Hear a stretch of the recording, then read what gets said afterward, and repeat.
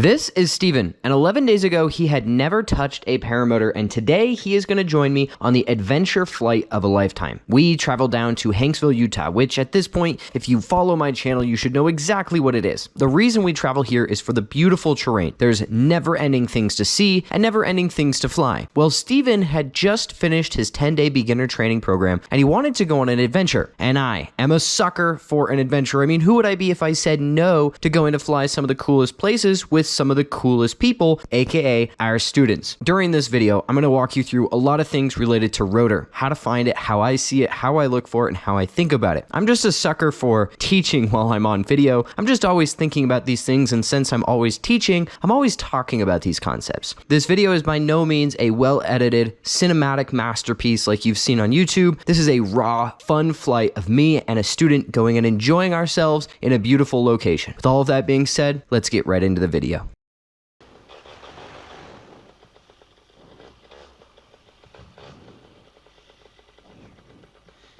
Brake one, brake two. Let's make sure our pulleys are clear. Fantastic, fantastic. Carabiners are fully locked. Everything is closed. A's and A's in hand. Wrap around. Run to full. Music up. Oh yeah. Cameraman says good. Let's do it. Inflate, inflate, inflate.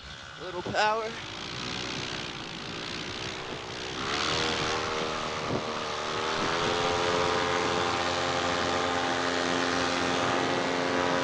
Yee! Get the GoPro.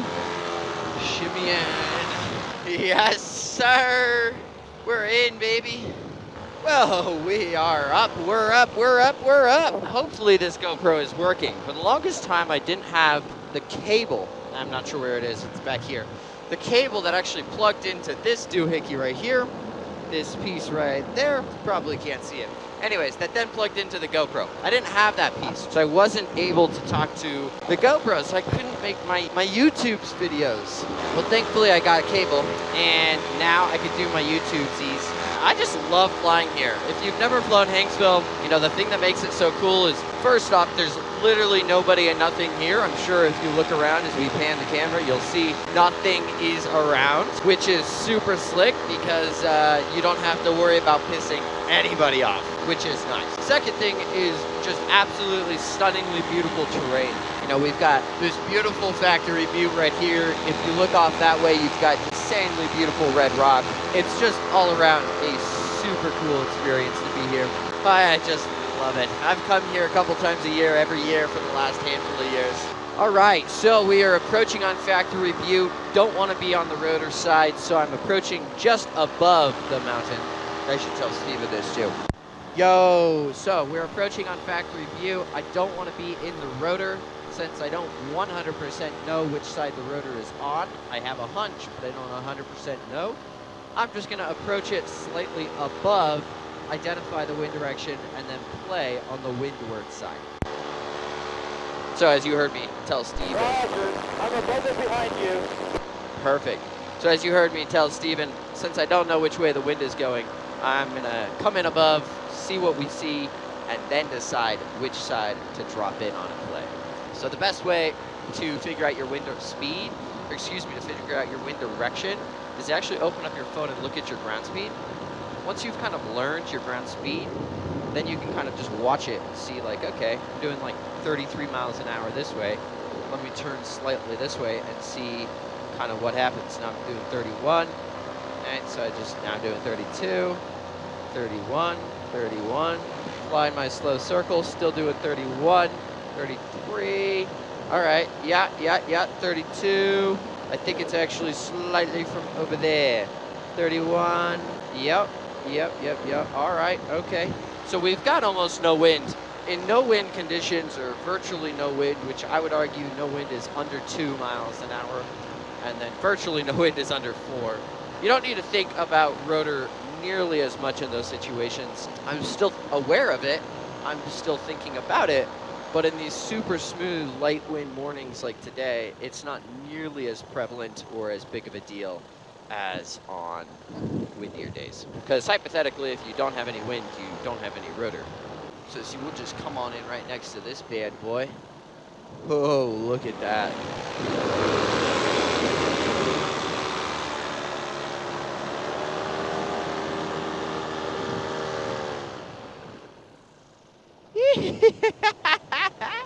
Oh, that's so cool.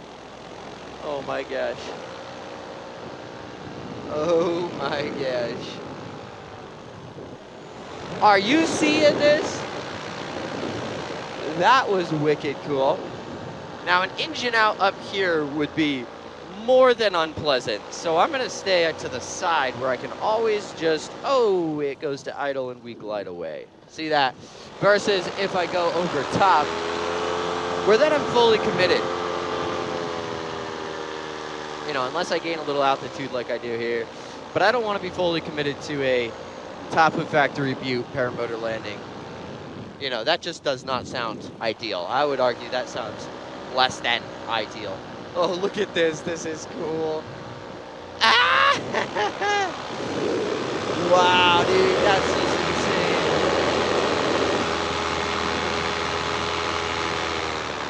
That's just insane. What a freaking cool experience this is. Perfectly smooth conditions. Butter.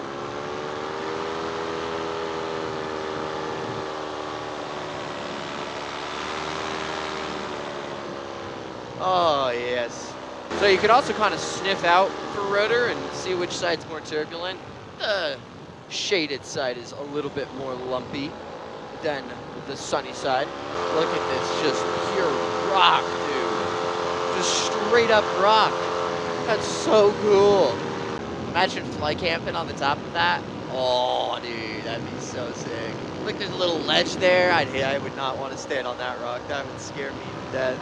All right, we're just gonna dip through this little opening here. Oh, yes, sir. Yes, sir. Yes, sir. Yes, sir. Whee! Okay, okay, all right, okay, all right. Yeah, oh.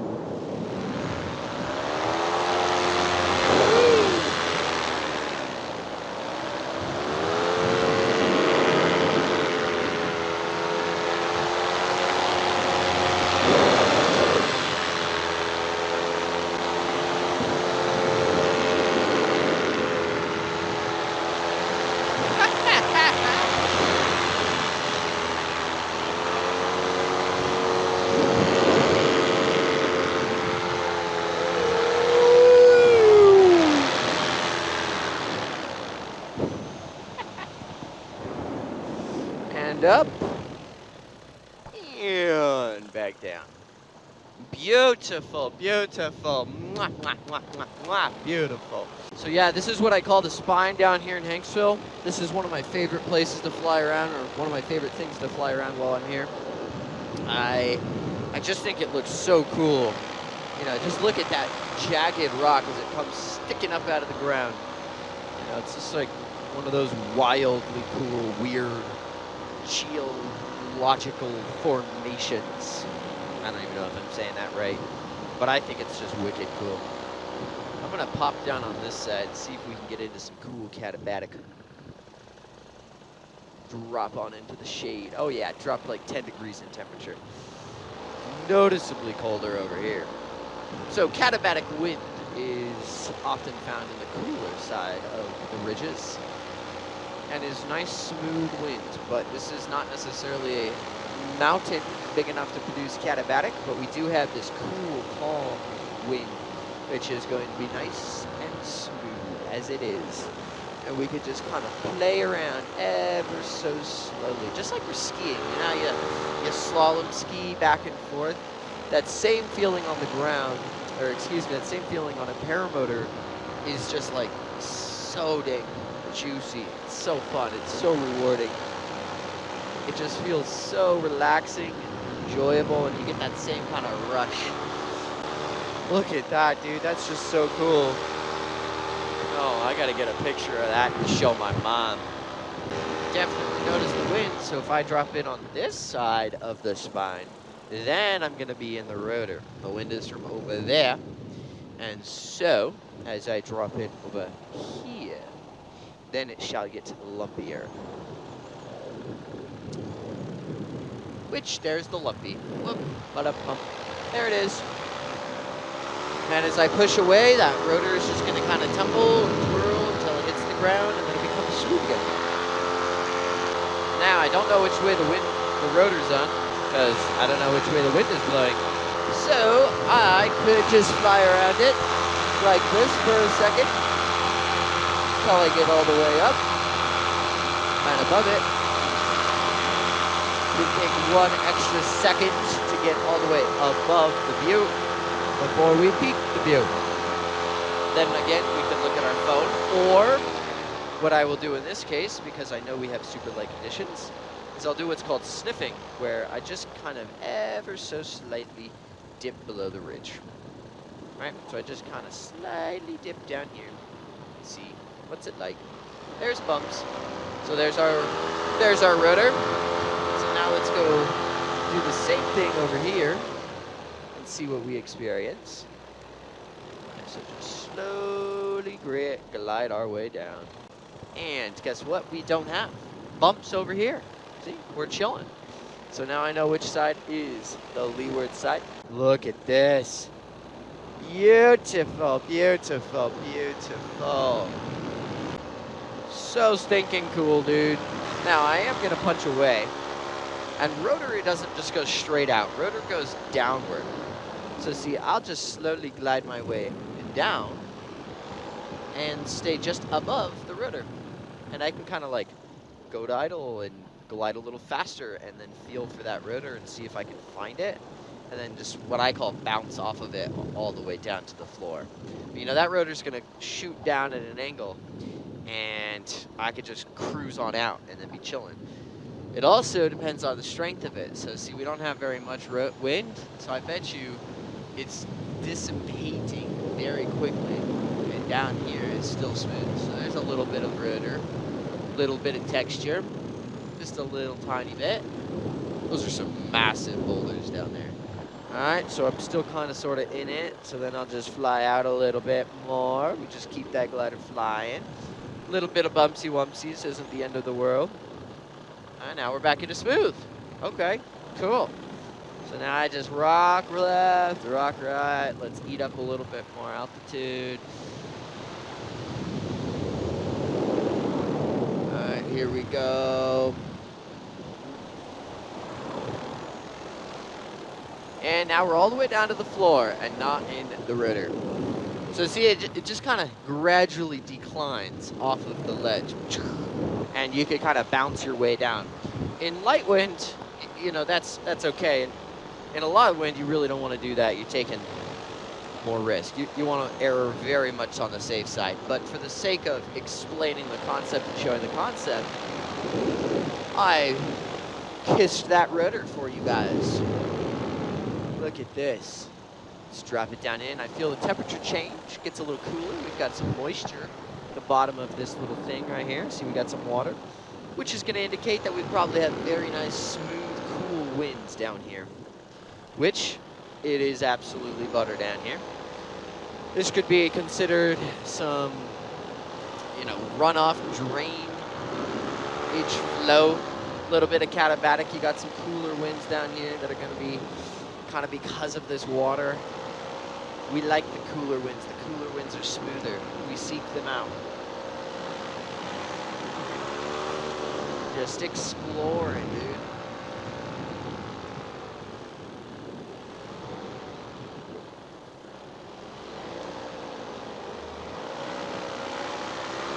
This is wicked.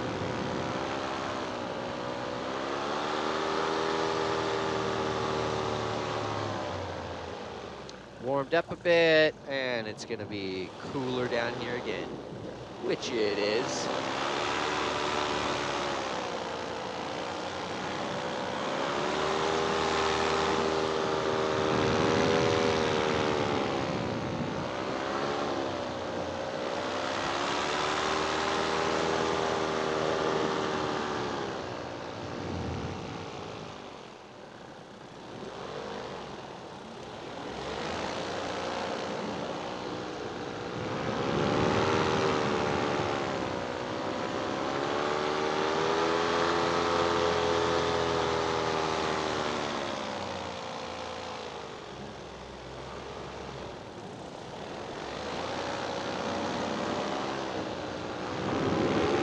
I'm just playing. So, always thinking about those engine outs, right? Never want to shoot straight up towards something. Always at an angle. So you have the ability to turn away from it if you need to. We're always just thinking about that worst case scenario. What would we do if the absolute worst case was to happen? Well, I would just land. We'll drop it right down to the deck here. Since it's smooth, if it's smooth, it's not that big of a deal to fly right off the deck. If it's slightly turbulent, you really want to maintain a little bit more altitude, because lift and sink can change your altitude, give or take 5 feet in like a second. But in smooth conditions, that's when you can drop it all the way down to the deck and do that really cool proximity flying. And you know, people ask, like, why do you always fly so low? Well, flying low is what gives me the perspective of flying. It's the terrain that gives me that perspective. Being at 1,000 feet is cool and totally an experience worth having. And I do it like every flight, but it doesn't give that same feeling of flying that being on the deck does. And that's why I really enjoy to fly right off the deck like I am doing so here.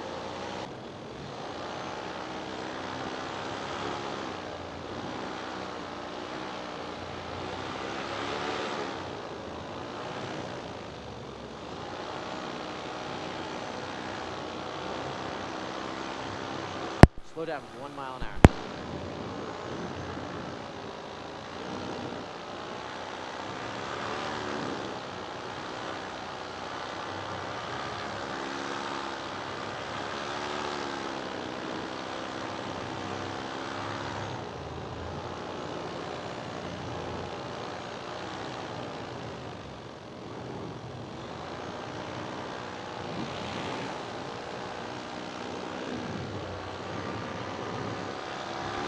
Sweet.